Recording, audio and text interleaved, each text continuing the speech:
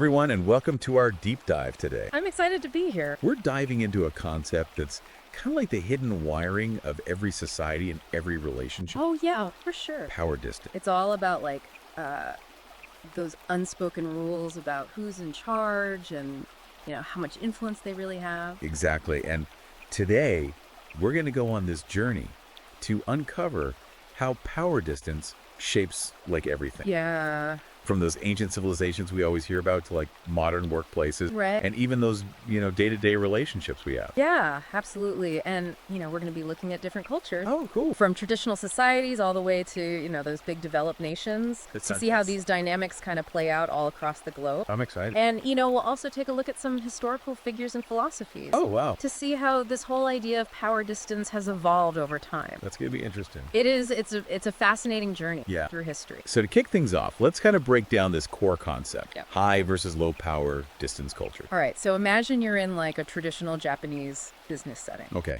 I can picture it. Right. You got the suits, Yeah. the formality, the deep respect for tradition. Yeah, for sure. That's a prime example of a high power distance culture. Okay. Seniority hierarchy, super important. Decisions, they flow from the top down. Right. And there's this clear understanding of who's calling the shots at every level. Gotcha. So contrast that with the vibe of a Silicon Valley tech startup. Oh, totally different. Right. It's all about flat hierarchies. Yeah.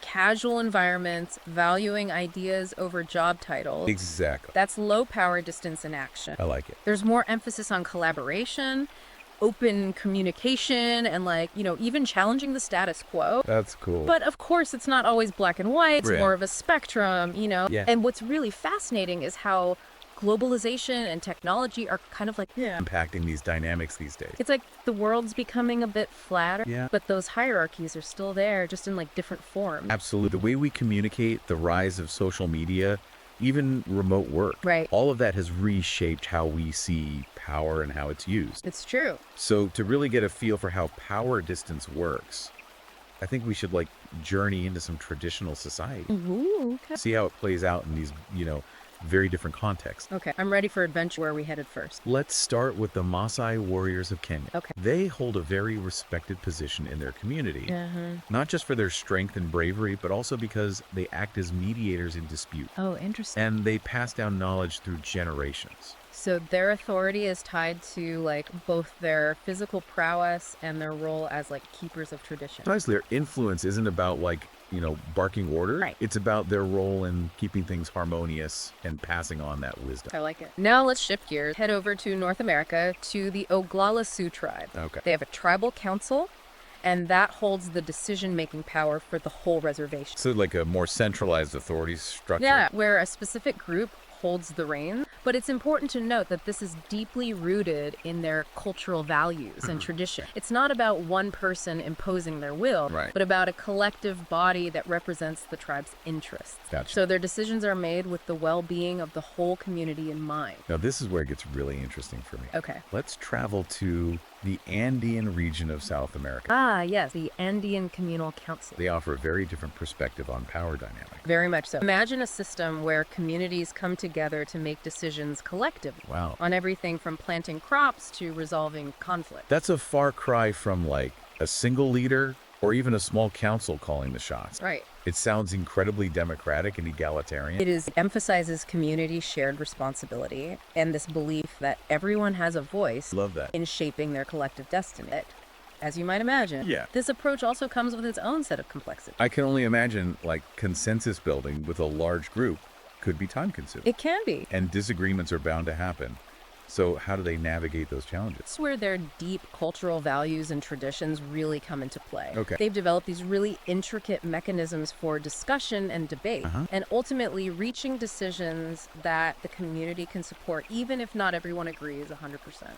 That's amazing. It's amazing how diverse these approaches to power can be. It is. We've seen examples of power vested in individuals and councils and even entire communities. It's true. So what does this tell us about power distance in these traditional societies as a whole? Shows us that power distance is fundamentally about how cultures structure their decision making and how they balance individual needs with the needs of the group. Right. It's not just about who's at the top. Yeah. It's about how those decisions are made and how authority is perceived. It's mind-blowing how diverse and complex these systems can be. It is. It really highlights how important it is to understand the cultural context when we analyze power dynamics. Absolutely. But let's not forget, power distance isn't just confined to, those far-off cultures or historical times. Right. It's very much alive and well in modern developed societies, Yes. including our own. It's everywhere. Sometimes it's hiding in plain sight. Oh, I like that. Think about workplace hierarchies, for example. Ah, yes, the corporate ladder, a classic example of power distance in action. Exact. Some companies are all about climbing those rungs. Yeah. Right. While others are trying to flatten things out, make it more Egalitarian. make it more collaborative. Exact. And those structures has a huge impact on communication and innovation. Oh, for sure. In a flat hierarchy, you often see more open dialogue,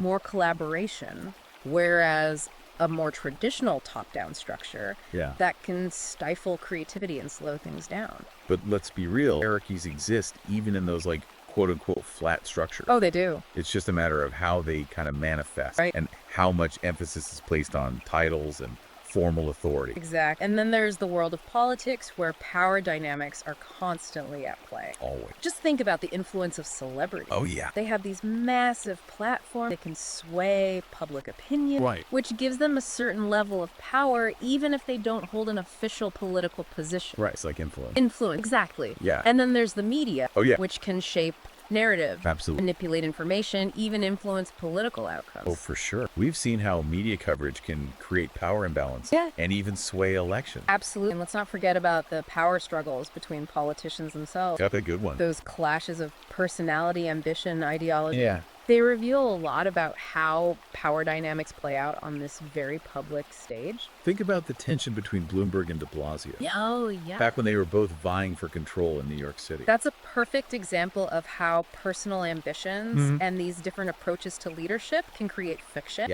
and highlight those power struggles. Oh, sure. But power distance isn't just about who sits in the mayor's office or who has the most Twitter followers. Right. It also has these very real economic impacts It's true. that shape our lives in these profound ways. Think about income inequality, the gap between the rich and the poor. It's a stark reminder that power distance isn't just this theoretical concept. It has real-world consequences. Absolutely. And in societies with high power distance, that gap tends to be even wider. Oh, yeah. Because wealth and resources are often concentrated at the top. Right. This can make social mobility a real challenge. It's true. Makes it harder for people from lower socioeconomic backgrounds to climb that ladder.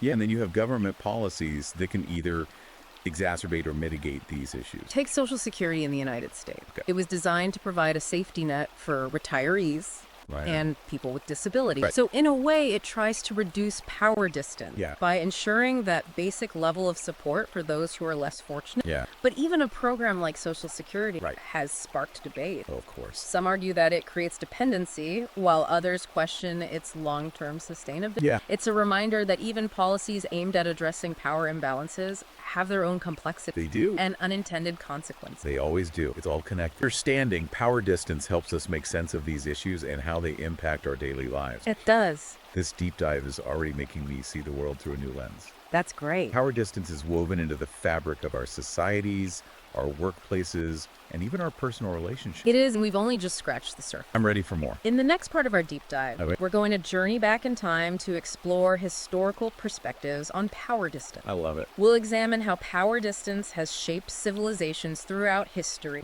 from ancient Egypt to the Roman Empire. And we'll look at how philosophers and religious figures have grappled with this concept for centuries. I can't wait. Buckle up, everybody. We're about to uncover some truly fascinating insight. I think you'll enjoy this one. I'm sure I will. Welcome back, everyone. So now that we've laid some groundwork, I think it's time for a little trip back in time. I like it. To see how power distance has shaped civilizations throughout history. I think you'll find this really fascinating. I'm sure I will. We're going all the way back to ancient Egypt. Okay, I'm ready to dust off this history book. Ancient Egypt has always captivated me. Yeah, it's a really fascinating place. The pyramids, the pharaohs, all that grandeur. It's incredible. And at the heart of it all was a very stark power dynamic. Oh, for sure. Remember, the pharaoh wasn't just a ruler. He was considered a god king. Talk about high power distance. Right. Like, it's hard to imagine a more extreme example. Yeah. The pharaoh's authority was absolute. Like, his word was law. Wow. And his power was believed to be divinely ordained. Right, from the gods. Exact. And this belief system, it just permeated every aspect of Egyptian society. Right, it influenced everything. Everything from their art and architecture to their daily life. It's incredible how religion can shape and reinforce those power structures. Absolutely. Belief systems have played a huge role in shaping power dynamics throughout history. For sure. Now, fast forward a few centuries to the Roman Empire. Yeah. They also had this really fascinating power structure, right, but with its own unique complexity. So we're talking emperors, senators, soldiers, right, gladiators, a whole cast of characters operating within that hierarchy. Exactly. The Roman Empire was all about clear lines of authority, military might, and this complex system of laws and governance. Yeah, a well-oiled machine. Right. Power flowed from the emperor down through these various levels of officials. Okay. And each citizen had their designated place within that hierarchy. It's interesting how both of these examples we've talked about so far, both kind of have this real rigid structure. They do. There are definitely some similarities there. Yeah.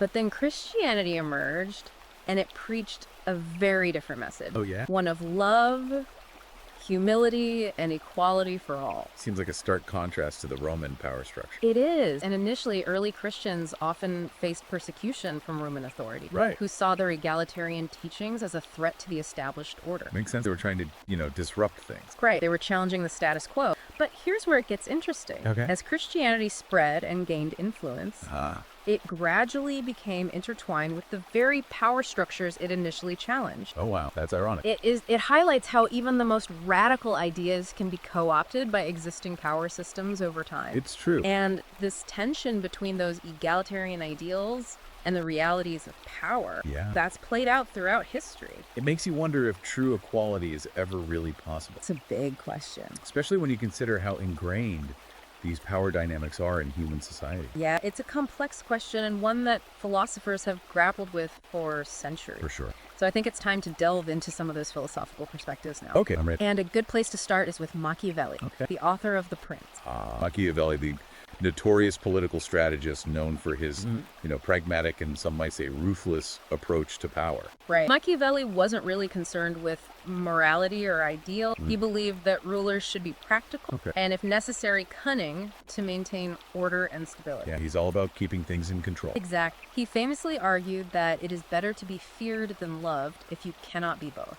Definitely a high-power distance perspective. The ends justify the means, and maintaining control is paramount. Exactly. Now let's contrast that with Thomas Hobbes, the author of Leviathan. He had a different take on power, but one that still emphasized the need for strong authority. Right. He believed that humans were inherently selfish and driven by this constant desire for power. Exactly. And he had that famous quote, "The life of man, solitary, poor, nasty, brutish, and short." Yeah, not a very optimistic view of human nature. Right. Hobbes argued that without a strong sovereign to enforce rules and maintain order, society would descend into chaos. Yeah, anarchy. Exactly. So he saw this powerful government as a necessary evil to prevent anarchy and protect individuals from each other. So while their approaches differed, both Machiavelli and Hobbes believed that, a concentration of power was necessary for a functioning society. It's interesting how these philosophical perspectives reflect these different views on power distance, but ultimately land on the side of strong leadership. Right. And their ideas continue to influence political thought today. Still relevant. Very much so. We see echoes of Machiavelli in the realpolitik of international relations and traces of Hobbes in these arguments for law and order. Right. Their works remind us that power dynamics are just this inherent part of the human condition. It's true. And they've been with us from the beginning. It's fascinating to see how all of these historical and philosophical examples connect back to the concepts we've been exploring. They do. But let's bring things back to the present.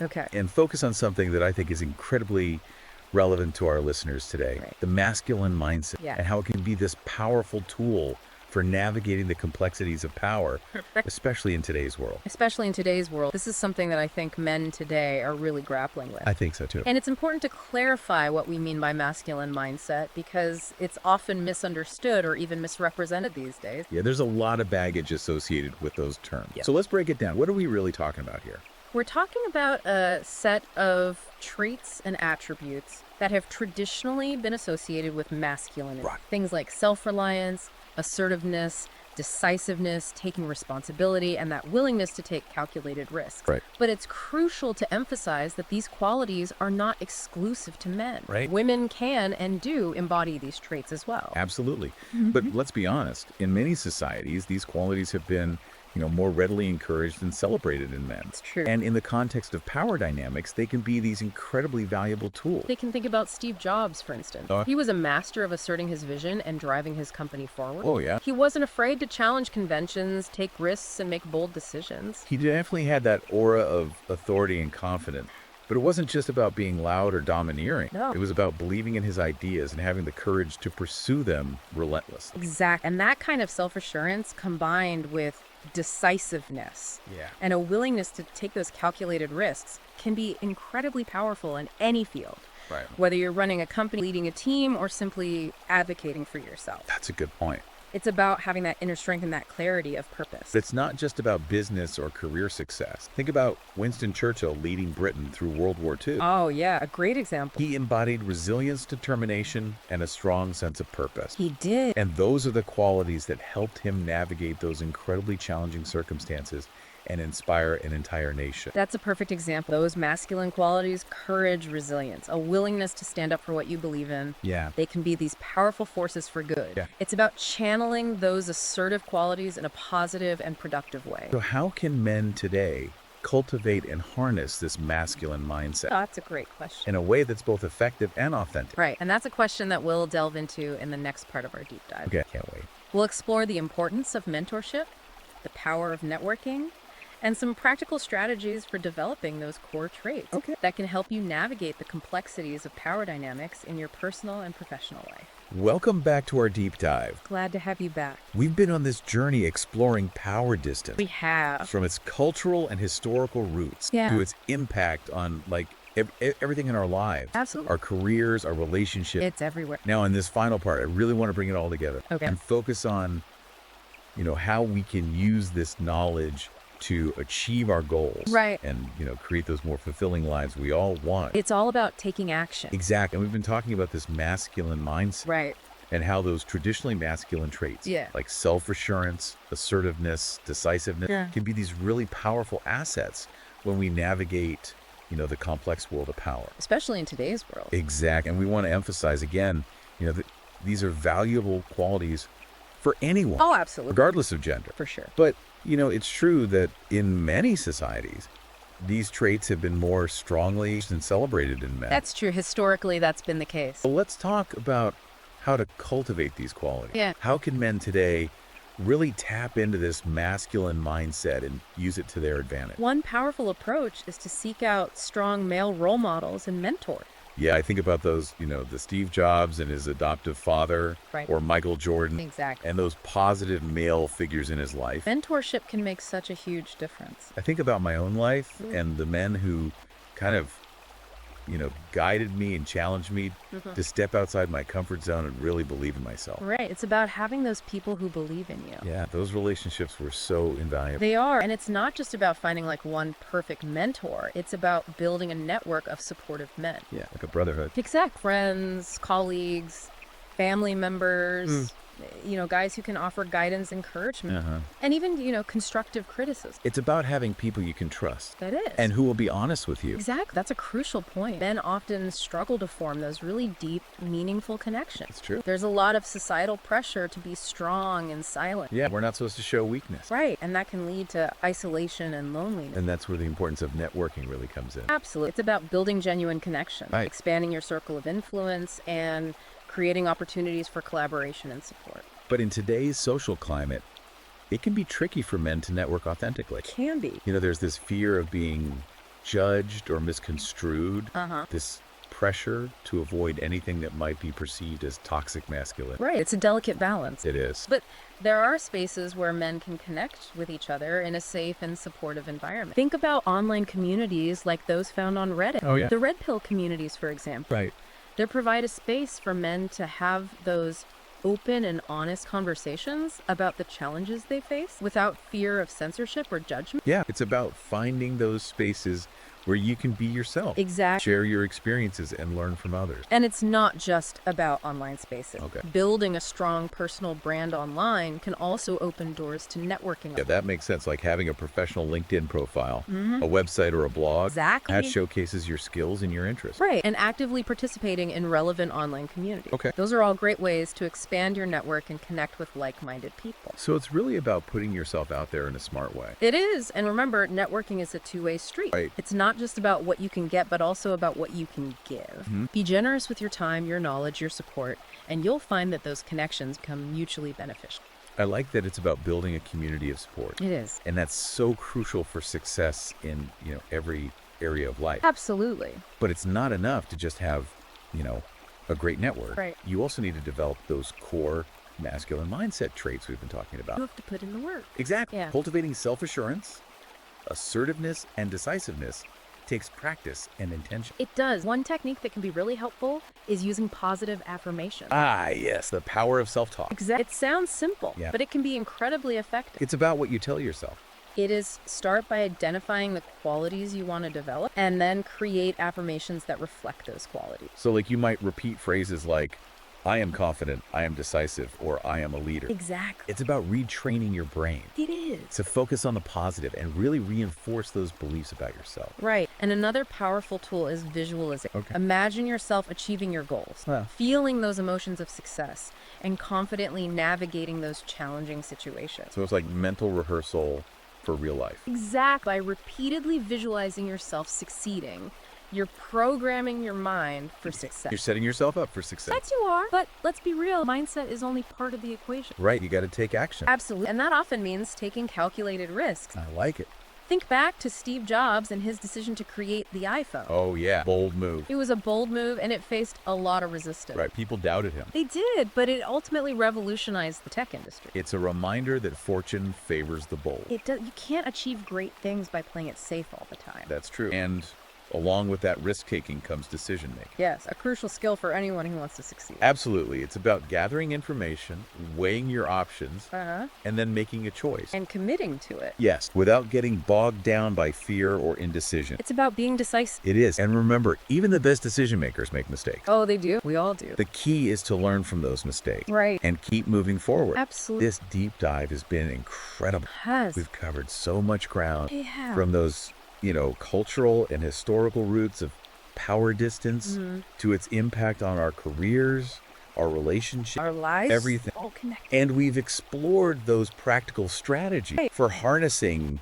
these traditionally masculine qualities to achieve our goals and create a more fulfilling life. Absolutely. Remember, power distance is a fundamental aspect of human society. It is. It's neither inherently good nor bad. Right. It's how we understand and manage it that really matters. It's about using that knowledge to your advantage. Exactly. By developing that self-awareness, practicing assertiveness, and building a strong support network, you can navigate those power dynamics to your advantage. You have the power to shape your own destiny. Absolutely. And if you want to dive even deeper into these concepts, you can find the full book on Amazon Kindle and Google Play Books. That's right. Thanks for joining us on this journey. It's been a pleasure.